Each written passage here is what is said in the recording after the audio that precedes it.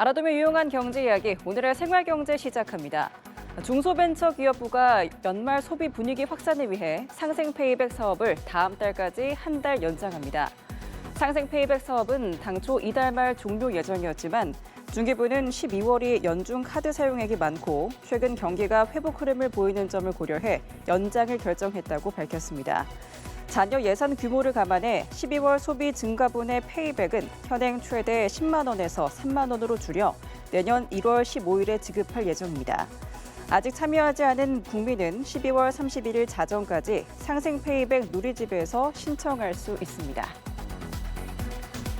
네, 1인용 리클라이너의 등받이 최대 각도가 제품별로 13도까지 차이가 나는 것으로 나타났습니다.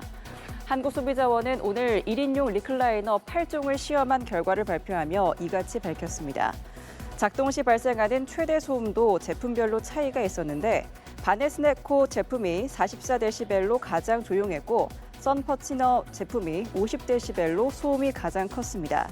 소비자원은 8종 중에서 품질 우수 제품으로 장인 가구 제품을, 가성비 제품으로 디어 2호 제품을 각각 꼽았습니다. 네, 보건복지부가 산부인과와 소아외과 등 필수 의료 분야 의료사고에 대한 배상 보험료 지원 사업을 본격적으로 시작합니다. 전문의 의료사고 배상액 중 2억 원까지는 의료기관이 부담하고 2억 원을 초과한 15억 원 배상의 부분에 대해선 보험사가 부담합니다.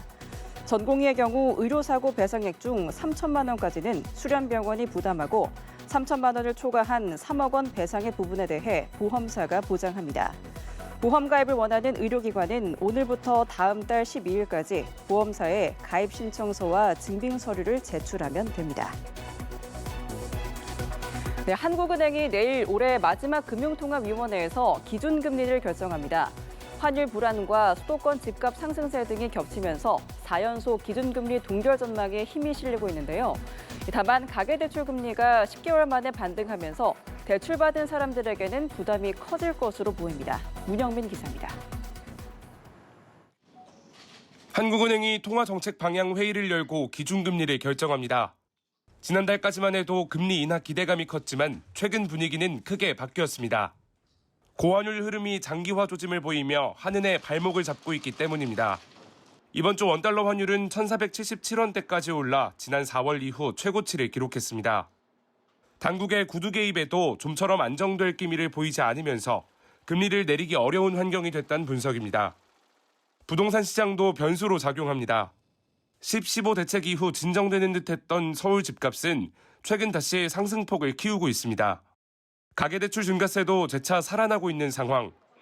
은행권 전체 가계대출은 10월에만 약 4조 8천억 원 늘며 증가폭이 확대됐는데 금융권에선 부동산 거래 회복세와 전세자금 수요, B2 재확산 등이 영향을 미친 걸로 보고 있습니다.